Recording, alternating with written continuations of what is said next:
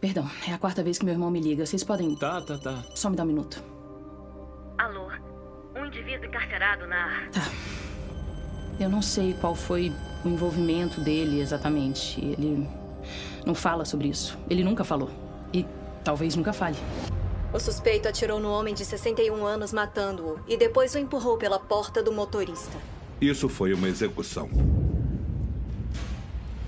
Ela colocou papel de parede no quarto dela para parecer uma masmorra. Ônibus escolar. Mamãe estava abusando do poder dela. Havia uma variedade de brinquedos sexuais, incluindo vibradores e algemas. A minha mãe tinha 40 e poucos anos. Esse cara não tinha nem 20. Sabe, era um pouco estranho. É a maior traição possível. Mães e filhos. Assassinato em família. –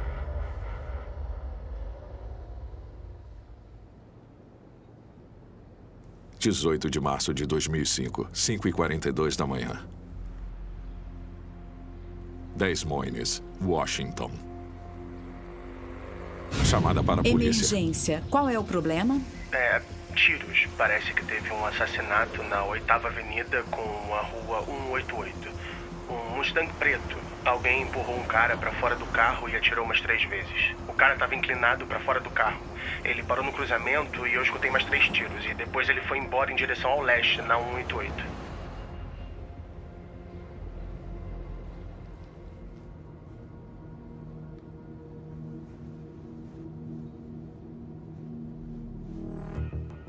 Eu estava a caminho do trabalho quando recebi a ligação. Temos um idoso inconsciente com, aparentemente, um ferimento à bala na cabeça. Era uma cena ativa e eu precisava chegar naquele cruzamento. 180-200, quarteirão em Des Moines, logo no cruzamento com a 8ª Avenida. O tiroteio havia acabado de ocorrer e o corpo havia sido largado na rua. O motorista foi empurrado do carro por outra pessoa. Aí o Mustang preto foi embora. Não tem pulso. Os policiais estavam bloqueando o tráfego e isolando a cena do crime. Havia uma poça de sangue. Ele estava com o rosto para baixo. A ferida na cabeça foi fatal. E os outros 3 tiros nas costas foram por garantia, por assim dizer. Um ladrão de carros atirou e matou Ron Whitehead, de 61 anos. Uma testemunha viu Whitehead ser empurrado para fora da porta do motorista. Ron Whitehead. O Ron Whitehead tinha 61 anos. Ele trabalhava na Boeing há cerca de 42 anos. Ele era um homem respeitável, um cara correto e se importava com a família. Foi um dia normal de trabalho para o Ron. Ele acordou e seguiu sua rotina matinal. Foi até a garagem, entrou no seu Mustang preto e foi para o seu trabalho. Pensamos que havia sido um roubo de carro que deu errado.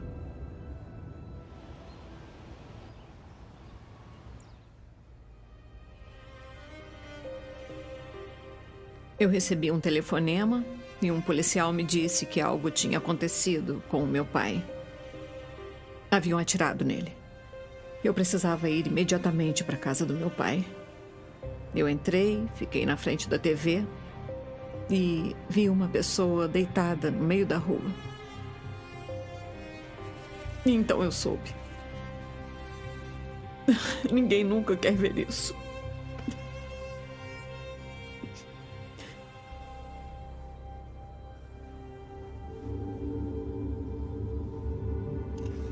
Meu pai, Ron Whitehead, se casou com a minha mãe em 1966. Eles tiveram eu e o meu irmão. Se divorciaram e depois ele conheceu e se casou com a Velma nos anos 1990. A Velma tinha 2 filhos de um relacionamento anterior. Sua filha era a Angela e o filho era o John. Meu pai considerava que o John e a Angela eram filhos dele. Ele os amava. Ele faria qualquer coisa por eles.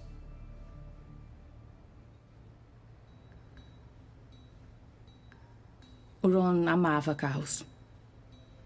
Ele gostava de trabalhar nos carros, nos mínimos detalhes, até mesmo nas listrinhas que a gente vê nos pneus. Ele pegava carros no ferro velho e restaurava até poder vender. Meu pai comprou um Mustang preto.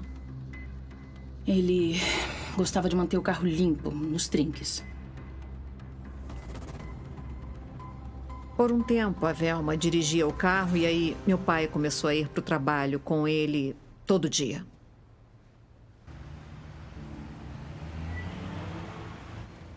Depois de 17 horas, o carro ainda não foi encontrado. As pessoas, muitas vezes desconhecidas, estão deixando flores onde ele morreu. Tinha vans de canais de notícias estacionadas na rua. Tinha polícia lá, gente por todo lado. Eu não conseguia chorar, não conseguia ficar chateada. Eu precisava manter todo mundo calmo. E só mais tarde, naquela noite, é que eu me encontrei no chão do banheiro, fisicamente doente, chorando horrores. Todos nós estávamos esperando por algum tipo de informação, ou quem sabe indicação ou pistas para a polícia seguir. Decidimos fazer uma coletiva de imprensa com canais de notícias. Eu só espero que essa pessoa apareça e se entregue. Foi de partir o coração. E você pensa, como é que isso acontece com uma família como essa?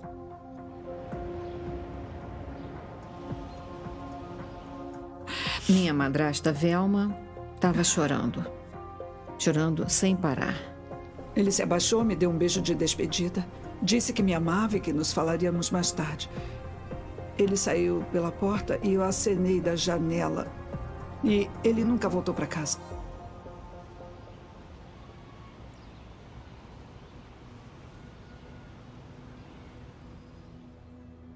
O meu padrasto, o Ron, ele provavelmente salvou a minha mãe. O primeiro casamento da minha mãe foi muito difícil e complicado. Eu via e ouvia coisas que nenhuma criança deveria escutar. Eu nem sei como dizer o que foi que ela passou.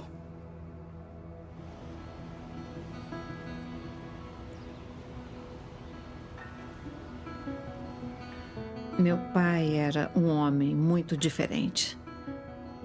Meu pai oferecia segurança.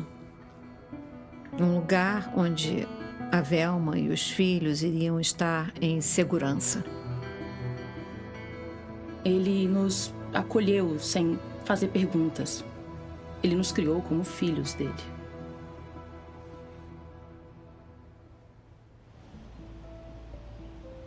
A Velma e o Ron estavam casados há 10 anos quando o Ron foi assassinado. A Velma trabalhava em uma oficina de carros. Também vivia uma vida suburbana, indo para o trabalho e voltando para casa. A Velma era uma pessoa muito sociável. Ela falava bastante. Provavelmente eu herdei isso dela. Ela podia passar horas no telefone falando comigo. Ela era uma mãe muito envolvida.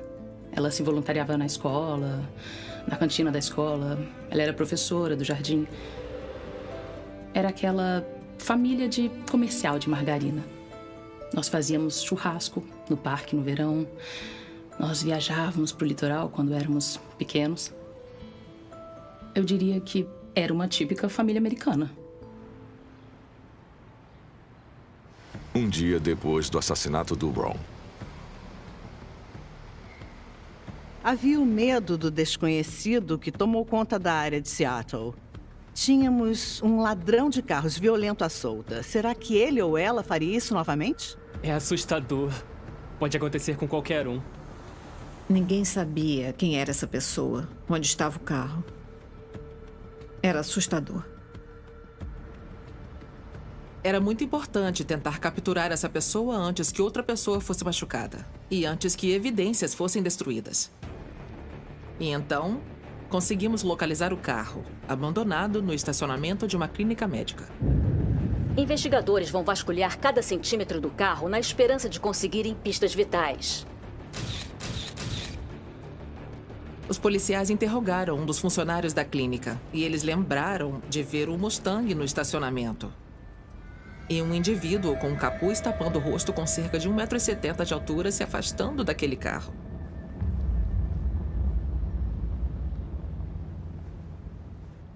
Os detetives do condado de King ainda estão analisando o que encontraram no carro.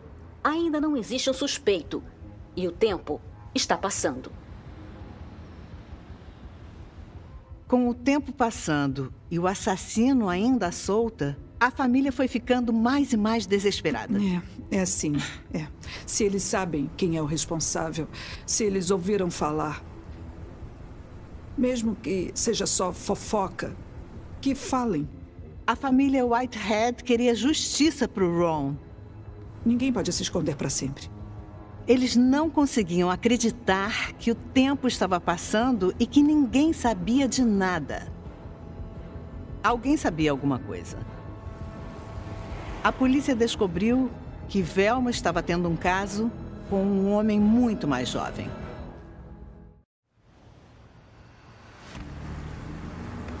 A Velma queria que todos pensassem que eles tinham o casamento perfeito.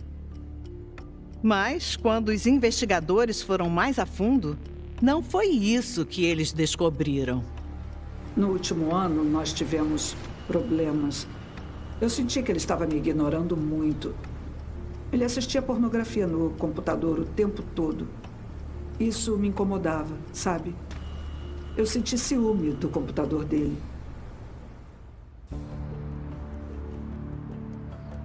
Entrevistando os colegas da Velma, havia um indício de que ela era próxima de um dos colegas de trabalho.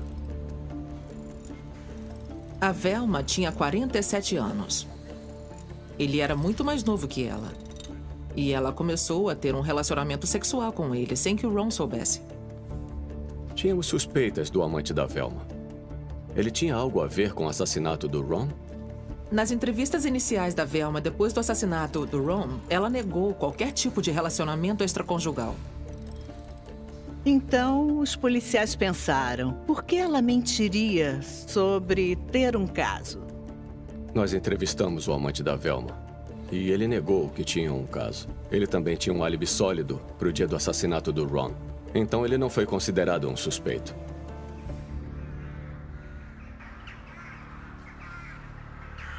Quando a polícia entrevistou a Velma com mais detalhes, descobriram que ela e o Ron estavam tendo problemas financeiros. Todos sabiam que Velma gostava de gastar. O Ron cancelou os cartões de crédito dela. A Velma estava frustrada por não poder comprar as coisas que ela queria. Depois da morte do Ron, os problemas de dinheiro da Velma evaporaram. Ela não perdeu tempo para resgatar o seguro de vida do Ron e outros benefícios. Ela virou milionária do dia para a noite.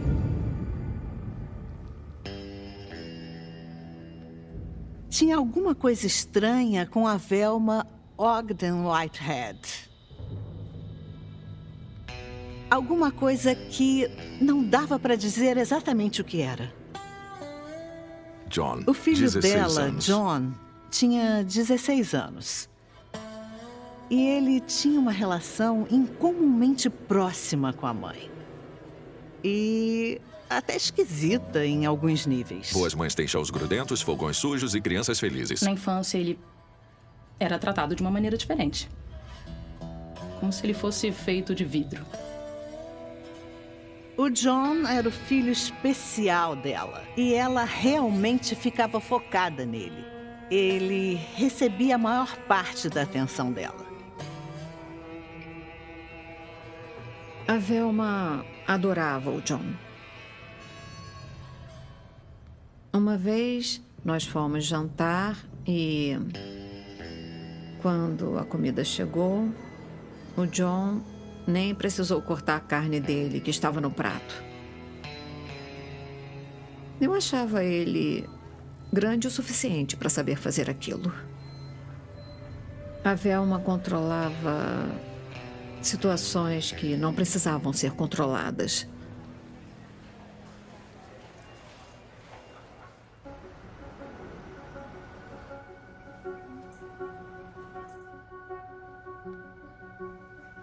Quando o meu irmão virou adolescente, ele se envolveu com as pessoas erradas. Ele usava drogas, ele bebia, saía à noite fazendo coisas que não deveria estar fazendo. A Velma protegeu o John e permitiu que ele fizesse tudo o que ele queria. O Ron era mais tradicionalista e ele queria determinar algum tipo de disciplina. E a Velma não conseguia evitar proteger o filho. Eu acho que havia ali uma ligação e mais tarde a Velma se tornaria dependente dela. 10 Monies, Rua Memorial, Pare. 12 dias depois do assassinato do Ron. As evidências na cena do crime, além do corpo do Ron, foram 3 cartuchos de munição no chão onde o carro havia estado. Eram de um Makarov, que é uma arma semiautomática feita na Rússia. Você não encontra essa marca todo dia. Os detetives pesquisaram o passado do Ron. Eles descobriram que o Ron tinha 2 pistolas Makarov. Então os detetives pensaram, isso é demais. Ele foi morto com a própria arma. Eles perguntaram para Velma se o meu pai tinha armas em casa e queriam que elas fossem entregues à polícia. Ela entregou uma das pistolas Makarov e uma caixa vazia de uma segunda arma. Uma das Makarov, pertencentes ao Ron Whitehead, estava desaparecida.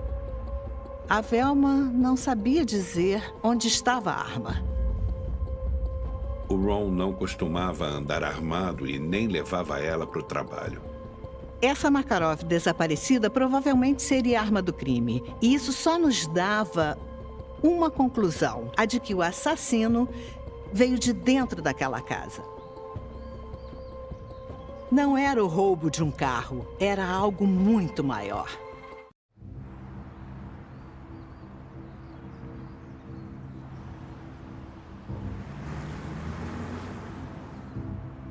A descoberta que o Ron provavelmente havia sido assassinado com a própria arma fez a polícia voltar a atenção para a família Whitehead.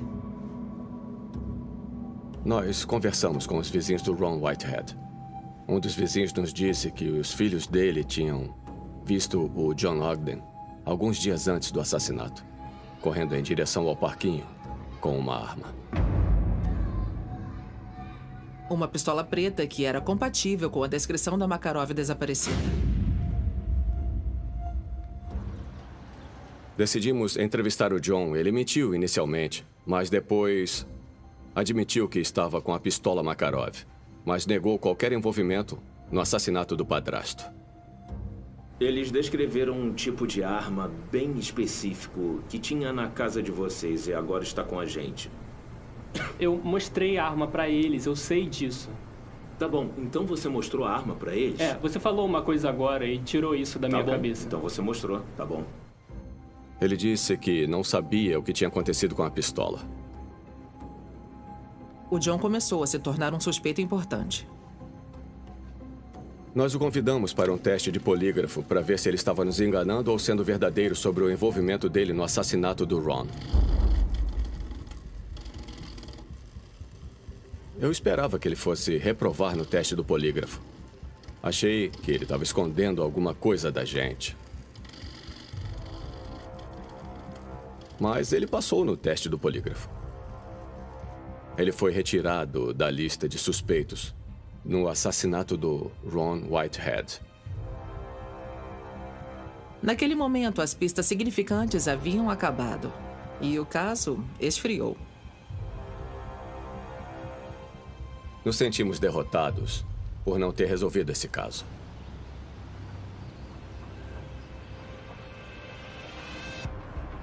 Um ano depois da morte do Ron.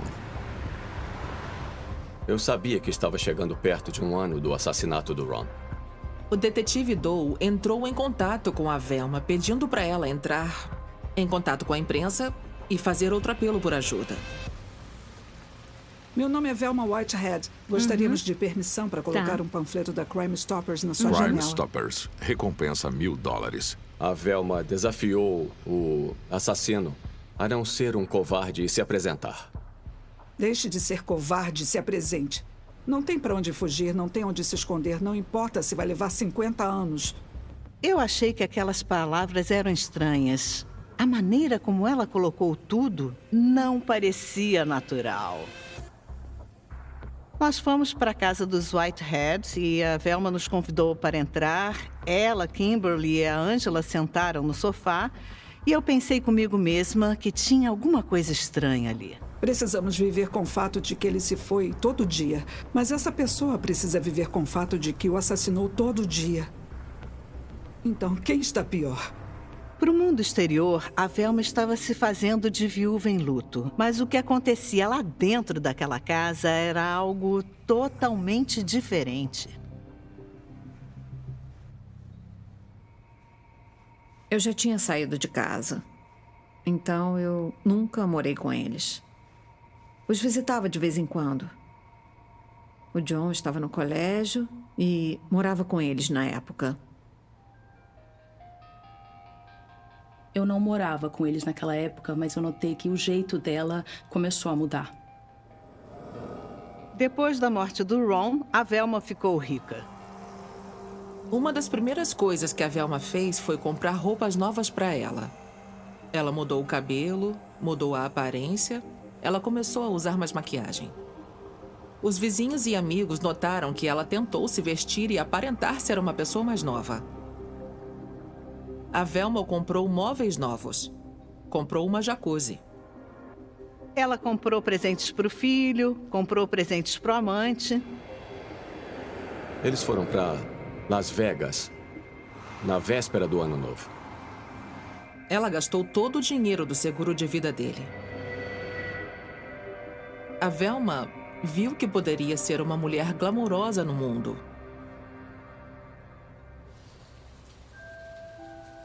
Ela não era mais a dona de casa casada com Ron Whitehead. Ela se via bem mais nova e muito mais divertida do que na vida que ela se permitia levar com o Ron. A casa deles virou uma casa de festas. O meu irmão recebia os amigos o tempo todo. A Velma fazia festas com homens mais novos, adolescentes. Tinha drogas lá. Tinha todo tipo de coisa acontecendo. Era sempre uma bagunça. Parecia uma fraternidade, entrando lá. Eu ouvia rumores de que ela teve algum tipo de relação física com um dos amigos do meu irmão. O novo namorado da Velma era um colega de escola do Jonathan. Ônibus escolar. Ele não tinha mais do que 17 ou 18 anos. Ela começou a decorar o interior da casa, deixando a casa toda escura, gótica. Não ultrapasse. O namorado dela era fã de Dungeons and Dragons. Então ela colocou o papel de parede no quarto dela para parecer uma masmorra. No quarto da Velma tinha uma grande variedade de brinquedos sexuais, incluindo vibradores e algemas. A minha mãe tinha 40 e poucos anos e esse cara não tinha nem 20. Eu fiquei um pouco enojada quando eu fiquei sabendo. Departamento de Polícia do Condado de King. Eu sabia que tinha alguma coisa estranha, mas não conseguia dizer exatamente o que. Eu precisava reavaliar e revisar tudo de novo. Nós decidimos que o Mustang precisava ser analisado de novo. O banco traseiro do carro foi deslocado, revelando uma abertura para o porta-malas. Isso parecia incomum para os policiais. Washington. Eu lembro distintamente de abrir o porta-malas e o examinador disse: "Aí, olha só essa marca de mão aqui." Existe a possibilidade de que, quando colocaram a mão ali, estavam se apoiando para empurrar o banco de trás e sair do compartimento de passageiro do carro. Isso confirmou a nossa teoria de que o assassino se escondeu no porta-malas. O acesso ao porta-malas só podia ser feito por alguém da casa. Mas aquela marca de mão parcial não pertencia ao John ou alguém da família Whitehead. Precisávamos saber de quem era aquela marca de mão.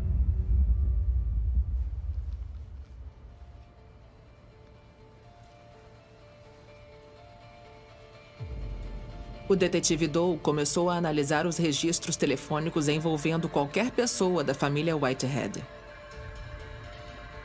Eles notaram muita atividade entre o celular do John e outro celular. Horas antes do assassinato de Ron Whitehead, 53 mensagens de texto foram enviadas entre o celular do Jonathan Ogden e um número desconhecido. Acontece que o número desconhecido era o celular antigo do John, que foi reativado 2 dias antes do assassinato pela mãe dele, Velma Whitehead.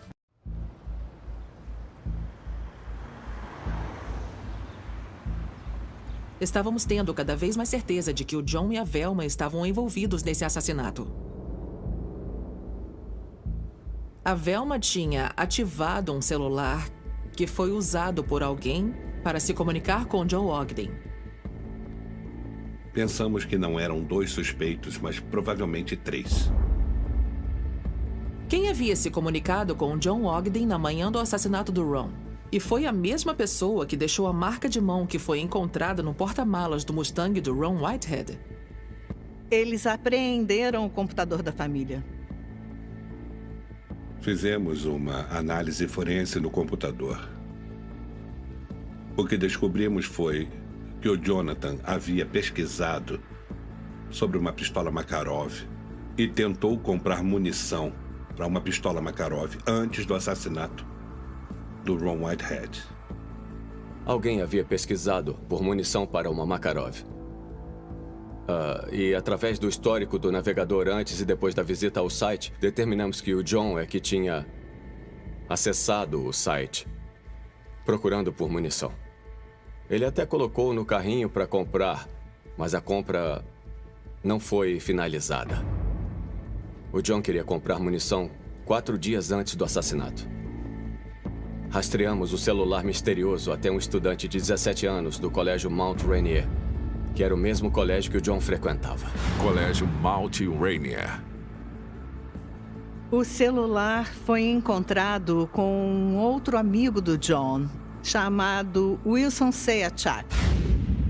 Wilson Sayachak, 17 anos. Nós descobrimos que o Wilson conhecia armas. Ele fazia parte de uma gangue da região de Seattle. Soubemos que no momento ele estava sob custódia na prisão juvenil por envolvimento com armas. Condado de King, Centro de Justiça Familiar. Eu liguei para o nosso laboratório para comparar a impressão da mão do Wilson com a que encontramos no Mustang. Ao mesmo tempo em que partes da investigação começaram a se encaixar, nós também soubemos que a Velma e o John poderiam estar planejando arrumar as malas e sair do estado. Era urgente agir logo. Queríamos confissões antes que eles saíssem da cidade. Eu precisei forçar a barra. Foram 3 equipes em operação, mais de 30 detetives. Eu apostei pesado naquilo. 22 de junho de 2006, Departamento de Polícia do Condado de King. Departamento de Polícia de Seattle, Delegacia Leste. A Velma e o John foram trazidos para a delegacia e levados para salas separadas de detenção interrogatório. e identificação. Ao mesmo tempo, o Wilson Sayachak estava sendo interrogado na prisão juvenil onde ele estava. Condado de King, Centro de Justiça Familiar. Wilson Sayachak me pegou desprevenido. Eu sabia que ele tinha 17 anos, mas ele não se sentiu intimidado ao ser interrogado pela polícia. Tá tentando me culpar por um assassinato agora? Você estava envolvido na morte do pai do Jonathan? Bom, a porra da minha resposta é que quem disse isso pode ser... O Wilson admitiu que o John Mogden deu um celular para ele usar.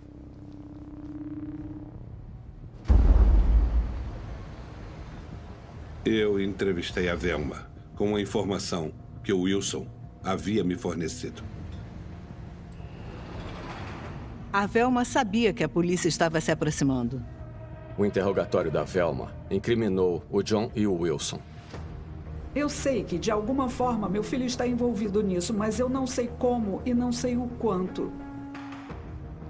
O interrogatório continuou e ela começou a admitir que talvez ela soubesse de um plano para roubar o Ron.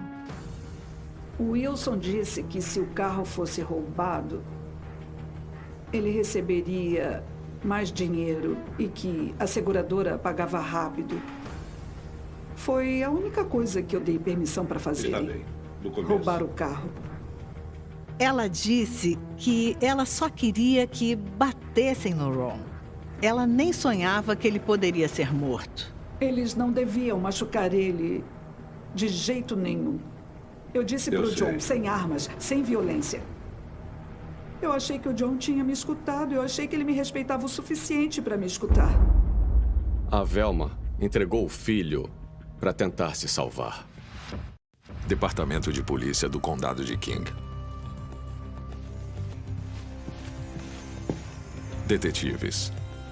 Íamos interrogar novamente Jonathan Ogden. Ele perguntou por que estávamos falando de novo com ele, já que ele tinha passado no polígrafo. Ele tinha passado. Por que estávamos falando com ele? O John começou a ficar nervoso e começou a falar. Eu sei que a minha mãe estava frustrada com ele, muito frustrada. Ela não queria se divorciar, ela queria que ele estivesse fora da vida dela. Talvez que ele fosse roubado ou algo assim. Então, eu disse que eu conhecia alguém. Ela manipulou as emoções do John para fazer ele querer ajudar a mãe a encontrar alguém que pudesse se livrar do Ron. Ela também o assustou e o fez acreditar que se ela se divorciasse do Ron, eles ficariam na rua, sem casa e sem dinheiro. A Velma plantou uma semente no Jonathan, que germinou, e o Jonathan decidiu fazer aquilo acontecer. Eu falei para minha mãe que um cara, o Wilson, provavelmente podia fazer o que ela queria, mas eu não sabia que era um assassinato. Mais ou menos naquela época, tivemos um resultado positivo para a identificação do Wilson. Era a palma da mão dele no porta-malas do Mustang. O Wilson Sayacek estava escondido no carro e ele matou o Ron. O Wilson percebeu que estava na hora de ser honesto. Eu queria dinheiro rápido, cara. Eu precisava do dinheiro. Certo. Quer mesmo que eu fale o que aconteceu de verdade?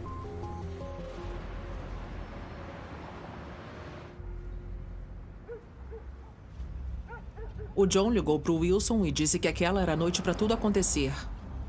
E o Wilson foi até a casa dos Whitehead. Os dois ficaram jogando no computador até escutarem o Ron acordar. Wilson e John foram até a garagem. O John deu para o Wilson a pistola Makarov do Ron. A Velma foi até a garagem e deu um par de luvas ao Wilson, mas ele não colocou. O Wilson Sayacek entrou no porta-malas do Mustang preto, armado com a Makarov. A última mensagem, quando o Ron saiu de casa, foi o John dizendo: ele está descendo, se prepara. O Ron se preparou para o trabalho, como sempre. Entrou no Mustang, saiu da garagem. A Velma acenou para ele da janela onde ela estava. Eles andaram uns poucos quilômetros e pararam em um cruzamento. O Wilson empurrou o banco para frente, saiu nos bancos de trás. O Wilson pegou a mão dele, colocou-o atrás da minha cabeça e falou: "Foi aqui que eu atirei nele."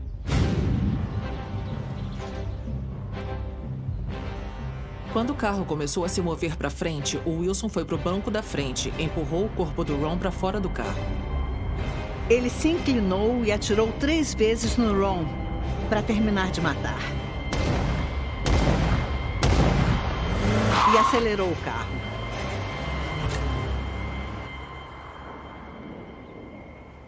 O Ron ficou no chão, morrendo.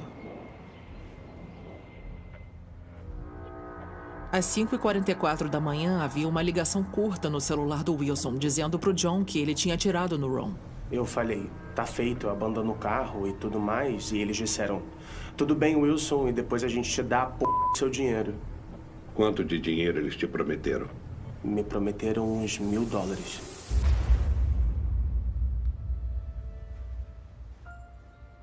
O plano foi da Velma desde o início. O Ron perdeu a vida dele por $1.000.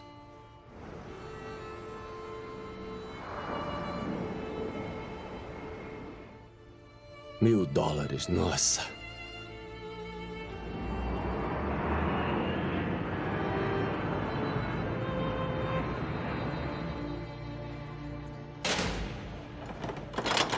A Velma foi presa e levada para a prisão do condado Salas de detenção e identificação. Em uma reviravolta chocante, detetives prenderam a Velma pelo assassinato do marido dela, Ron. E os investigadores dizem que o filho da Velma, John, de 18 anos, e o amigo de 17 anos do John ajudaram a executar o plano. Eu não fazia ideia. Durante todo o tempo em que estávamos falando com a imprensa, implorando para alguém se entregar, de que a pessoa culpada estava ao meu lado o tempo todo. Você tá bem aí? Dá uma olhada? Eu fui pega de surpresa. Totalmente de surpresa. Meu queixo foi no chão. Eu não conseguia entender nada, eu não vi. Eu não conseguia entender como um deles poderia ter algo a ver com tudo aquilo.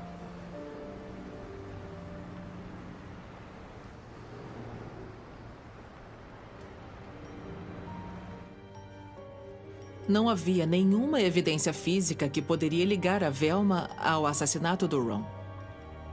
Nós oferecemos um acordo para Velma de homicídio qualificado, sem os 60 meses adicionais de pena por causa da arma. E ela aceitou o acordo. Como você se declara em relação ao homicídio? Culpada ou inocente?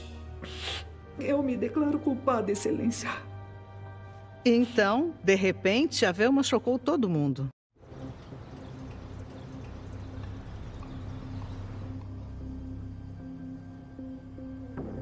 Durante os procedimentos no fórum, a Velma tentou dizer que ela tinha um relacionamento abusivo com o Ron. Espancamento, abuso verbal. A Velma tentou dizer que o Ron era um monstro e que ela estava desesperada para se afastar dele, que aquele plano para matá-lo era legítima defesa. A família Whitehead se defendeu, dizendo que ela matou o marido e agora ela estava acabando com a reputação dele. Ninguém da minha família ouviu ou testemunhou nenhum abuso do meu pai. Ele não pode estar aqui neste tribunal para se defender das mentiras nojentas e horríveis dela. Era ela tentando se salvar de qualquer punição que ela teria que enfrentar. Saber que eu nunca serei perdoada por ele é algo com que terei que viver o resto da minha vida. E esse é um castigo mais duro do que qualquer coisa que o tribunal poderia definir para mim. O juiz chamou de lágrimas de crocodilo e adicionou 2 anos à pena dela. Você se mostrou uma pessoa egoísta e 2 caras. Não vejo nada aqui que mereça perdão. Velma Ogden Whitehead foi condenada a 22 anos de prisão. Acredito que a sentença da minha mãe foi justa. Mesmo que não seja o que ela queria que acontecesse, foi o que aconteceu. Ela fez uma escolha ruim, sim. Ela fez as coisas de maneira errada? Sem dúvidas. Se eu perdoo o que ela fez, não. As pessoas fazem coisas loucas quando querem amor ou atenção.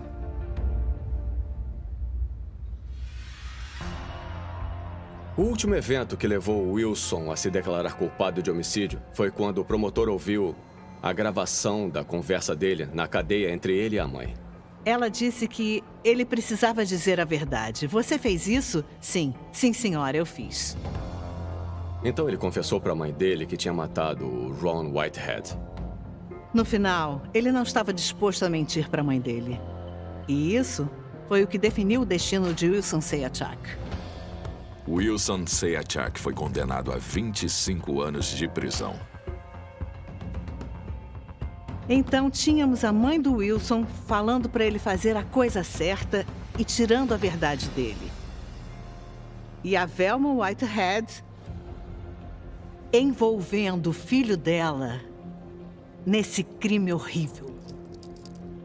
Meu irmão não aceitou o acordo. Ele estava convencido que podia passar pelo julgamento e decidirem que ele não era culpado. Ele ficou sentado na mesa, olhando para as mãos o tempo todo. Ele nem olhou nos meus olhos. Ele não queria olhar para mim. Nós do júri declaramos o réu Jonathan Jeffrey Ogden culpado do crime de homicídio. O John foi condenado a 25 anos de prisão. Assim como ela tirou a vida do Ron, ela tirou a vida do filho. Usar o seu filho para matar o seu marido deve ser uma das maiores traições que uma mãe pode fazer. Uma mãe carregando o filho para dentro dos problemas matrimoniais, para a infelicidade dela. 10 Moines, Rua Memorial. Pare.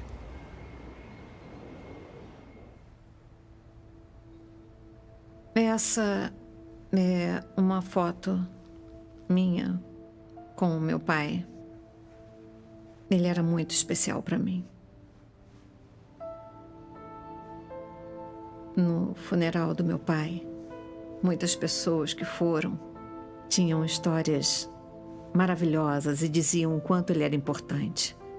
Que ele era uma pessoa incrível e que ele ia fazer muita falta.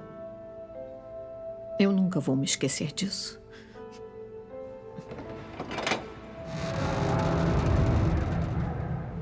Nós conseguimos obter justiça para o Ron, que era só um cara normal e trabalhador vivendo o dia dele, sem fazer ideia de que seria brutalmente assassinado por pessoas em que ele confiava e amava. Velma Ogden Whitehead morreu na prisão depois de cumprir 7 anos da sentença. O único arrependimento que eu tenho é que a mente por trás do plano não recebeu uma sentença tão grande quanto os 2 jovens que ela convenceu a cometer o homicídio. Provavelmente existe um lugar especial no inferno para Velma Ogden Whitehead, pelo que ela fez. Versão brasileira Dry Mark.